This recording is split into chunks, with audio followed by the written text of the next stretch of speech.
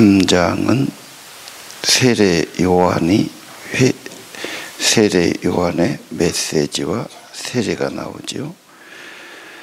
자, 세례 요한은 사는 것도 독특하고 음식이나 옷차림도 독특합니다. 광야의 사람이죠. 광야는 적막하고 정말로 고독하고 외로운 삶입니다. 거기서 영성생활, 믿음생활이 좋아집니다. 광야의 성자, 광야의 영성 그러죠. 내가 외롭고 답답하다. 내가 사는 것이 사막처럼 척박하다. 그때가 사실은 하나님 찾을 때고 가까워질 때입니다. 내 인생이 좋다 그러면요, 사람은 좋지 않은 길로 가기가 쉽습니다. 어려우면 죄질 틈도 없고요, 죄질 마음도 없고요, 사람이 엎드리고 울부짖고 하나님 호소하고 믿음이 좋아질 때입니다. 그래서 내 인생이 힘들다고 사람들과 비교하지 말고, 나를 광야로 인도해서 하늘의 은혜를 받게 하고 영의 사람, 영성의 사람 만드는 과정이다, 이렇게 여겨야 합니다. 세례 요한의 메시지는 회개하라, 천국이 왔다. 가까이 왔다는 말은 바로 문 앞에 다가왔다. 하나님의 통치, 하나님의 나라, 왕국, 미래에 완전히 성취됩니다. 온 세계와 우주는 그리스도의 왕권, 그리스도의 통치, 그리스도의 나라가 될 겁니다. 그러나 지금도 시작되고 있습니다. 이미 아브라함 때부터 시작됐죠. 그래서 우리의 간절한 목적은 나라가 임하소서, 하나님의 왕권, 모두 하나님께 순종하고 통치받고 아버지 나라가 하늘에 이루어진 같이 이 땅에 이루어지이다. 이게 우리의 절대적인 우리의 기도고 바람이에요. 회개하라, 천국이 가까웠다. 하나님이라는 단어를 감히 쓰지 못해요. 하나님 나라가 맞아요. 네? 그대로 천국, 하나님 나라, 하나님의 왕국이 왔다. 회개가 뭡니까? 여기서는 주의 길을 준비해라. 왕이 오시면, 높은 분이 오시면 길을 닦습니다. 수레로 오든 말을 타고 오시든 길을 바르게 고치기도 하고 움푹 패인 곳을 덮기도 하고 돌멩이는 뽑아내기도 하고, 그 왕의 길을 준비해라. 오실 길을 곧게 해라. 우리는 언제나 주님이 오신데, 천국이 가까웠는데 주님 오실 길을 준비해라. 회개해라. 바르게 해라. 여기 외치는 자의 소리, 강력하게 울부짖듯이 반드시 해야 된다. 회개하라. 주의 길을 준비해라. 우리가 할 일이 그겁니다. 그리고 요한이 세례를 촉구하니까 와서 세례 받죠. 세례 받을 때 6절에 보니까 죄는 자복하고 버립니다. 그리고 세례 받습니다. 자, 온 유대 땅에 400년 만에 하나님의 선지자가 나왔어요. 언제나 그런 때는 정말 위기 때, 희망이 안 보일 때, 그럴 때예요. 그때 하나님은 혜성처럼 하나님에 나타나지요. 회개의 메시지. 모든 백성이 하나님 앞에 나와서 회개하고 세례를 받았다. 지금 우리나라가 그럴 때가 아닌가. 다 욕먹어요. 지도자도 욕먹고 정치하는 사람도 그렇고 불신하고. 지금 우리가 다른 문제보다 불신의 문제. 그렇죠. 희망을 둘 수가 없어요. 그래서 기대에 못 미치니까 다 불평하고 욕하고, 뭐 특별한 걸 제시하지도 못하고 자기들끼리 주장만 하는 것 같고, 뭐 아무리 둘러봐도 인간들의 희망을 찾기가 점점 어려워지는 세상이에요. 정말 하나님 나라가 와야 되고, 이 백성은 회개가 일어나야 되고, 그리고 오늘 회개는 주님 오실 길을 만들고 회개하고 세례 받으라.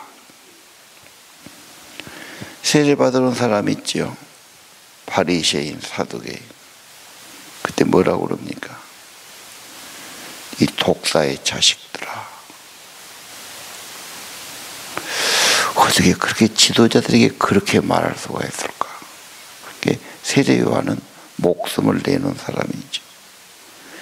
왕 앞에도 그렇게 해가지고 결국 미움받아서 죽는 사람이에요. 선지자는 그런 것이 있어요. 죽어도 할 말은 하고, 죽어도 하나님의 예언과 심판을 경고하고, 그리고 참 순교당하지요. 죽는 건 안타깝지만 정말로 할 말은 했다. 아니, 죽음으로 자기 사명을 다한 사람, 그런 기계가 부럽지 않습니까?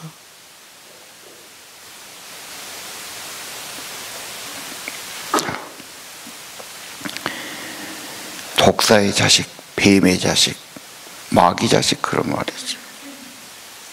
그리고 뭐가 옵니까? 임박한 진노가 온단 말이에요. 그래서 회개하고 열매 맺어야 한다. 그들은 지위가 있는 사람이, 신분이 있는 사람이, 다 교육받은 사람들이에요. 우리말로 하면 다 한자리 한 사람들입니다. 세례 요한이 볼 때는 그나 쓰레기처럼 겉만 줄렁줄렁 하는 겁니다. 본질 열매다. 인간은 회개해야 된다. 하나님 오시는 길을 바르게 해야 된다. 회개는 목표가 바꿔지는 겁니다. 방향이 전환되는 겁니다. 그전에는 인간이 앞서고 돈이 앞서고 세상 것이 앞서고 뭐가 앞섰어요? 그거 다 손 씻어버리고, 그건 다 하나님과 반대되는 일이고, 열매가 있어야 된다. 아브라함의 자손, 그런 무슨 이름만 가지면 구원받는다고 생각하느냐? 교회 출석 잘한다고, 무슨 오래 믿었다고, 외모가 괜찮다고, 교육을 받았다고, 직분을 받았다고, 교회 생활을 오래 했다고 그냥 되는 게 아니다 말이에요. 뭘 해야 됩니까? 회개다. 회개가 뭡니까? 세례다. 어떻게 하는 겁니까? 열매다. 그래서 나중에 예수님께서 모든 나무는 열매로 한다. 과일나무 열매로 알지요. 이게 무슨 나무냐? 열매 보면 사과나무냐, 배나무냐, 감나무냐. 열매 없으면 그건 소용없는 나무다. 땅만 허비하고 거름만 허비하니까 그것은 불뗄감, 화목으로 잘라서 불 지르고 다른 나무 심어야지 그 땅에다가. 열매가 굉장히 중요한 거.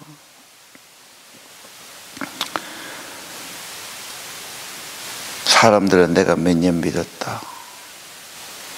우리가 몇 대 그리스도인이다. 내가 무슨 직분을 가졌다. 뭐 이런 것 내세우기 쉬워요. 오늘 성경은 그런 건 아무것도 중요하지 않다. 그냥 되는 것도 아니다. 인간은 반드시 목표가 새로워져야 돼. 방향 전환해야 되고 주님이 오셔야 되고 회개를 촉구하는 겁니다.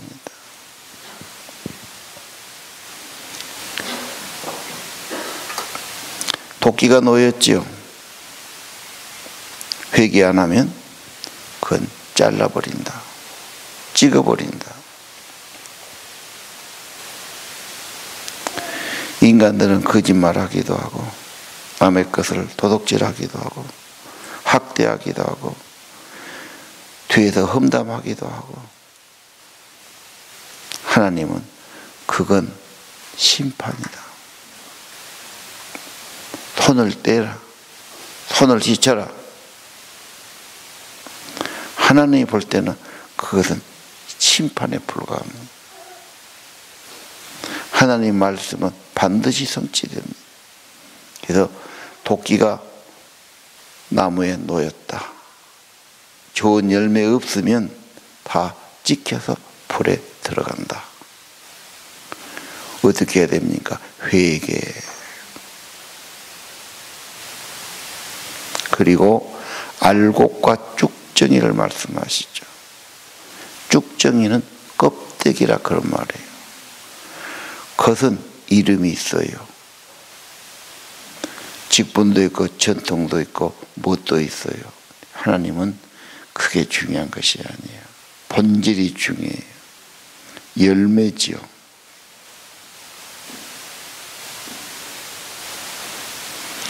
그래서 성령 세례를 말합니다. 성령 세례. 세례는 주님께 소속합니다. 세례는 주님의 다스림 받습니다. 세례는 주님을 나의 창조주로, 나의 구원주로 고백하는 겁니다. 주님만 따라가겠습니다. 그리고 세례는, 성령 세례는 죄를 불태우는 겁니다. 가장 깨끗하게 정화시키는 것이 불이에요. 가장 좋은 소속도 불이지요. 쓰레기 없애는 것도 불로 태우는 겁니다. 자, 오늘 아침 마태복음 3장 유명한 세례 요한의 메시지. 회개해라.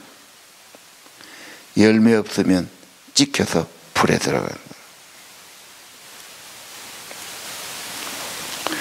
참된 세례는 예수님께 소속하는 겁니다. 하나님이 제일입니다. 말씀의 인도를 따릅니다. 참회하고 회개하는 겁니다.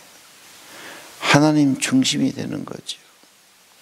사람들은 세상과 인정과 명예와 어떤 부요와 어떤 야망에 따라가죠. 그건 망하는 길이라는 거예요. 목표가 바꿔져라. 회개해라. 자, 그럼 어떻게 해야 됩니까?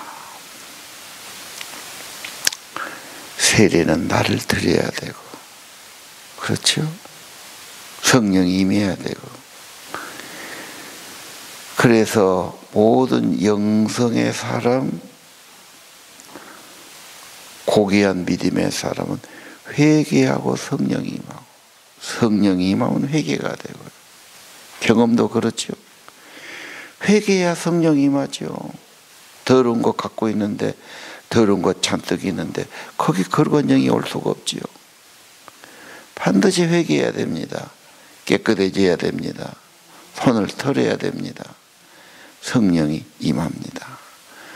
성령이 오면 어떻게 하죠? 성령은 내 안에서 또 회개하도록 만들어요.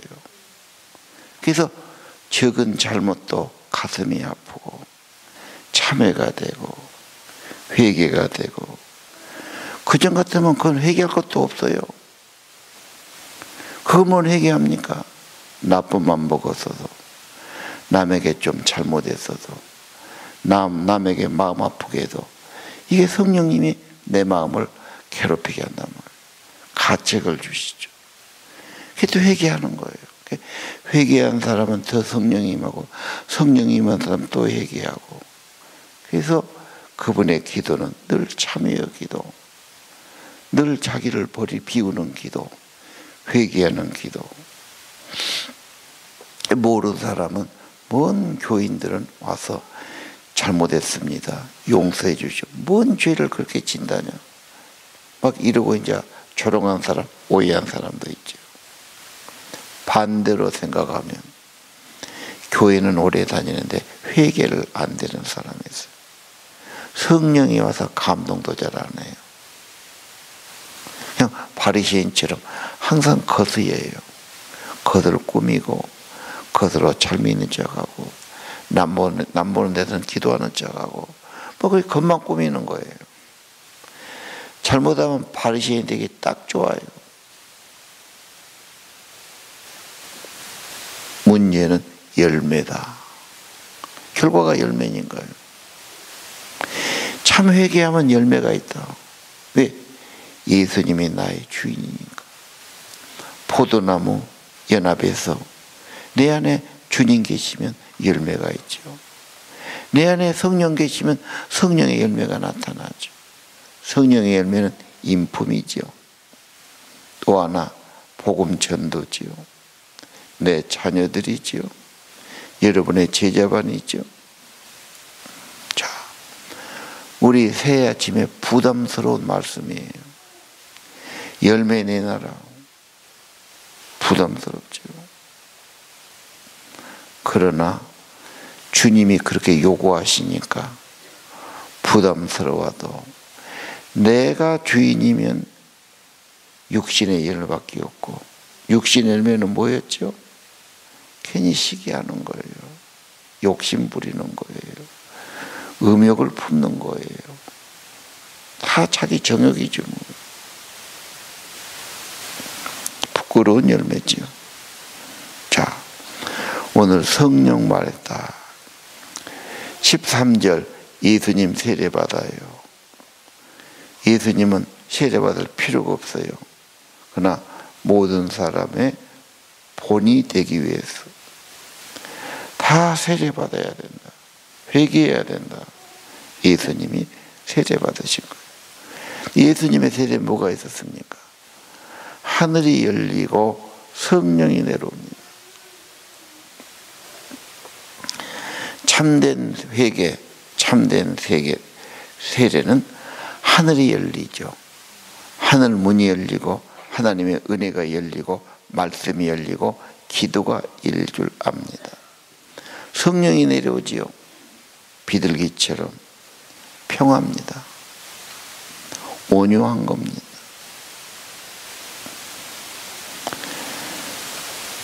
성령은 하나님이 인치신 거죠. 내가 너와 함께한다. 내가 너 안에 계시겠다. 참된 직분은 성령이 주시는 겁니다. 성령으로 봉사하는 겁니다. 성령으로 일하고 섬기는 겁니다. 우리가 전도할 때, 사역할 때, 일할 때 성령이 함께 하시고 위로하시고 힘주시고, 결과는 좋은 열매가 될 것입니다.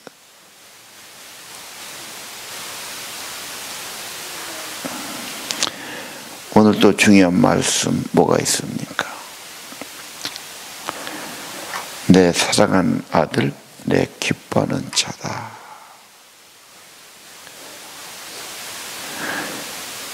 하나님을 기쁘시게 하는 것이 창조의 목적이죠. 하나님이 뭐하러 만들었을까요? 주님의 기쁨이 되기 위해서, 주님의 형상을 회복하기 위해서. 주님과 교제하기 위해서 주님을 기쁘시게 하는 거죠.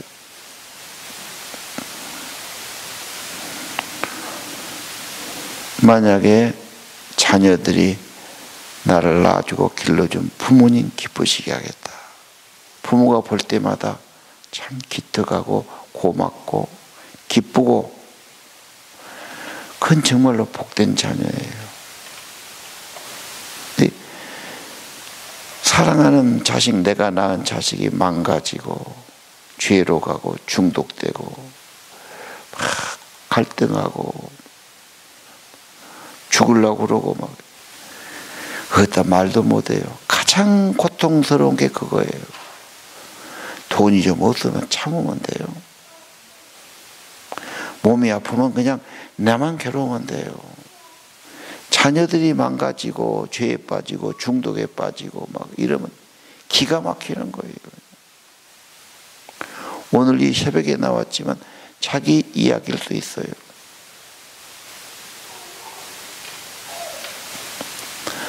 성령만이 답이에요. 성령의 불이 임해야 돼요.